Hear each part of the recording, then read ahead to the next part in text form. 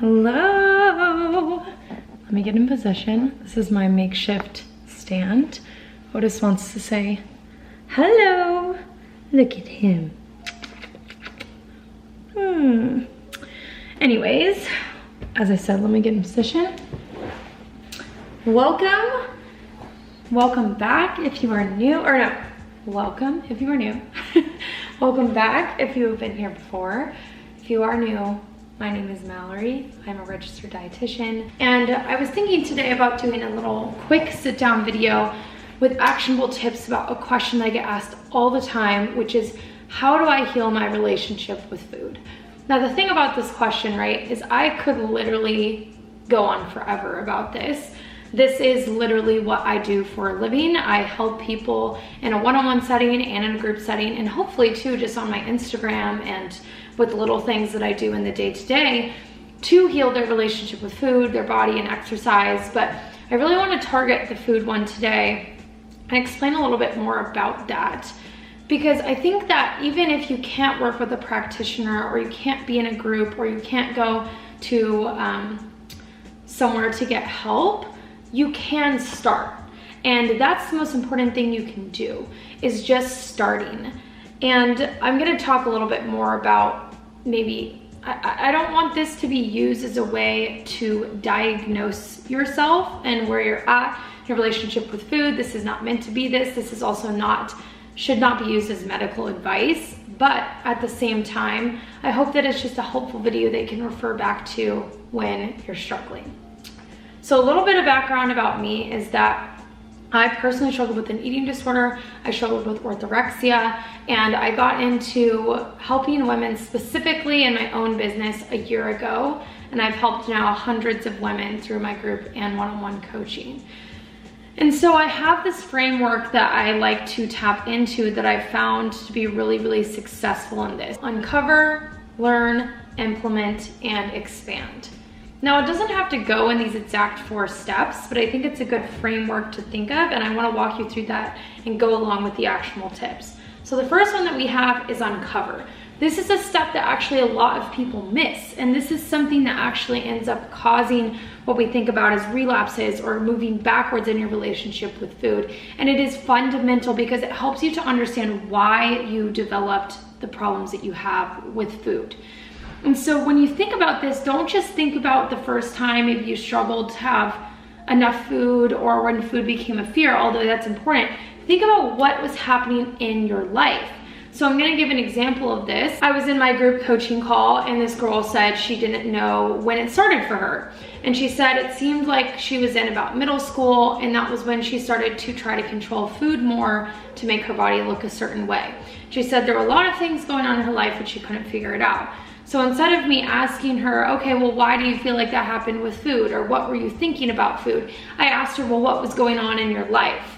And at that point in her life, she had just had a breakup with a boyfriend that was really harmful to her mental health. And because of that, and feeling really out of control, she wanted to find a way to get more control, and she did that through food. It also made her feel like she was more lovable, because she basically correlated in her mind that if I lose weight, if I look a certain way, I will be more loved, which is why that relationship wasn't as successful. Now, we know logically these things aren't true. Losing weight does not equal more love. Controlling your food is not real control. But these things are fundamental in our importance, because we need to be able to unpack and uncover these in order to really understand how we can heal. Because both of these things, it's a mental and a physical progression. We have to work through the mental things and pair them with the physical steps. So this is a big mental step, is this uncovering. I really like using journal prompts in this. So a few that I like to use are, think about your journey from the beginning to now. Think back on what things have influenced your relationship with food, perfectionism, anxiety, depression, that type of stuff.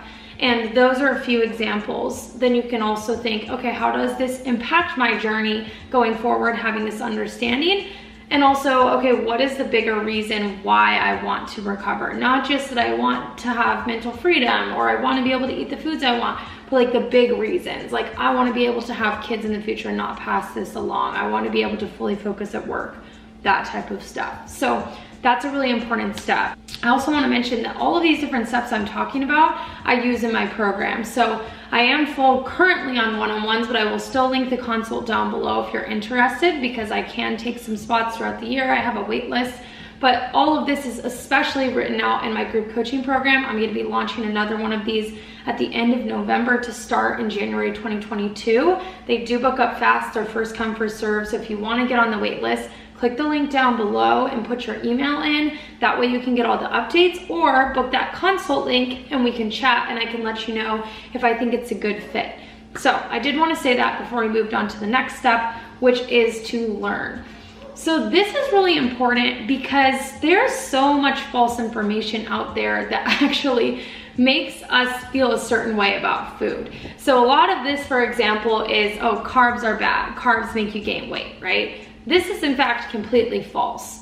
I'm not gonna go into every single false claim because we would sit here for a 26,000 minute video, but essentially the fact is that carbs are our main energy source. We need them for our body, we need them for our brain, they're so healthy for us. And we talk about this in the program. We talk about how your metabolism works, what things are true and what are not true, how to build that healthy relationship with food that you want. And without that learning piece, it makes it really hard to feel confident in ourselves. And that is the goal. We need to feel confident in our relationship with food and figuring out the things that make us feel good and learning about intuitive eating, learning about mechanical eating, basically finding what steps you need to take, what you need to learn to do so. So ideally, right, in this place, it'd be great to be able to work with a practitioner. I mean, for all of this, the ideal is definitely to be able to work with a practitioner or go somewhere. But if you're doing this on your own, I highly suggest actually finding books that can help you with this.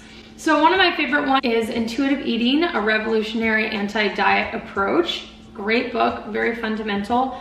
It can be overwhelming if you're at a different place where you may have more of an eating disorder or more severe issues, because intuitive eating is hard to step in there, but I do think it's really important. I haven't gotten to read, but I've heard really amazing things about the Anti-Diet book. This is by Christy Harrison. There's also some great podcasts about this. Food Psych by Christy Harrison is a really good podcast. Dietitian Deanna has a podcast called Deets with Deanna that's a really great podcast. And I can link some more down below. But that is the best thing that you can do if you can't purchase a course, if you can't work with a practitioner, if you can't go somewhere. So what we do with this information that we learn and what we've uncovered is now we implement these things. So when you think about implementing goals to help with your relationship with food, sorry, I have my phone here for notes so I can remember. You want to think about things that are SMART goals. So you want these goals to be specific, you want these goals to be measurable, you want them to be attainable, you want them to be relevant, and you want them to be time-based. So what that means, and also you can look those things up, like SMART goal template, it will show you those things, but you want to do something that you can actually keep track of. I'm gonna give a few examples of these goals. I help my clients a ton with this and make the goals with them, which is, again, benefit of working with someone, but you can do this on your own, you really can. So have a journal, have something you can write this down in, have your iPhone notes, and say, okay, so let's say, for example, you're afraid of bread, and you don't really have anything. You don't have bread, you don't have bagels, you don't have tortillas, anything like that. So think about, okay, what's the least scary bread to me out of all the breads that are scary? And think, maybe that for you is just bread in general, like whole wheat bread, I don't know, think about that. And maybe white bread is a little bit scarier, and then maybe tortillas are scarier than that, and then maybe bagels are the scariest.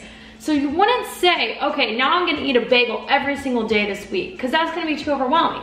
So instead think to yourself, okay, I'm going to buy whole wheat toast because that's the least scary to you, and I'm going to eat that 2 times this week, and then build to 3 times. And then if that feels easy, you either can do it every day or you can move to white bread. And then you can move up to tortillas. Example, going forward more and more. You can do this in so many aspects. You could have a specific fear food like ice cream. And you can say, okay, I'm gonna go out and get ice cream 1 time this week. So set these goals for yourself and then have those tangible things that you're going to keep track of to make sure you're moving forward. And also pair mental goals with these as well too, you know? Journaling about your relationship with food, asking yourself questions. I actually want to come out with a specific journal that you can use prompts to go along with this type of stuff. I want it to be really low price point and make it more accessible than my programs because it's really important to me. So let me know if you'd want to be able to see something like that. But yeah, that's something that I'm trying to do because I think that you should pair those mental things with these physical goals as well. So then the last thing that you're gonna do is you're going to expand. You kind of figure out what actually feels best to your body. Because sometimes when you're going through and healing your relationship with food, you may be eating a lot of things you didn't before. Maybe sweets, maybe carbohydrates, all the stuff, which is all amazing. But I think at a certain point when you start to neutralize those foods, you then wonder, okay, but what's gonna make me feel my best? Because that's what we're trying to do. Our whole goal is to reduce stress and to help you feel your best. That's what the goal is of healing your relationship with food. So then we have to figure that out, you know? So I'm gonna give a random example. For me, I don't feel my best if I eat dairy every day. Now that makes me very sad. And let me tell you, I test it. I test it all the time. I personally do not like to, and I am very blessed to, not have to restrict any food groups. So for example, I just went on a vacation. I had dairy every single day. But when I come back, my skin breaks out a little bit. My digestive system definitely struggles, even sometimes when I do it. And I just don't feel 100%. I get kind of these rashes on my face too. Anyways, it's not so extreme that I feel like personally, I want to restrict myself to inhibit what I can get or to make it uncomfortable if I'm out with family and friends at a restaurant that only has options majorly with dairy. But in my day-to-day life, I don't have it as often. So that's something that I had to learn throughout my recovery journey. When I started my recovery journey, I ate dairy every single day, all the time, because I had to work through the fear. And it wasn't actually until later on that I started to notice some of those symptoms. So everybody has different things, and hopefully you don't have any of those things that actually agitate your body, and I know a lot of people that don't. But if you do, or if you even notice things that make you feel your best, then that's a great thing to think about. I can think of another examples, like a lot of people have caffeine levels that make them feel their best. Does it make you feel your best to have 1 cup of coffee? Do you need to have decaf coffee? Do you want to have 3 cups of coffee? Does that actually make you feel your best, or is that a little bit too much? It's all about finding those things, and what I really like to do as you find those things with some experimentation is write down what I call like a set of morals or values. Because a lot of what comes up in a relationship with food is guilt, right? We have a lot of guilt about eating something or eating too much or not eating enough or feeling like we did something bad over the weekend or we cheated on a diet. And the only way that we feel guilty is when we feel like we have broken our own moral code. That's why every single person has different things that make them feel guilty, right? Because it's all our own personal beliefs and morals.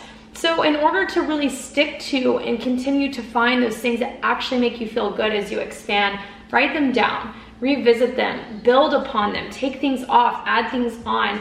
This is really important. And to go along with that, for the mental portion of this, write down who you are outside of this unhealthy relationship with food that you started with.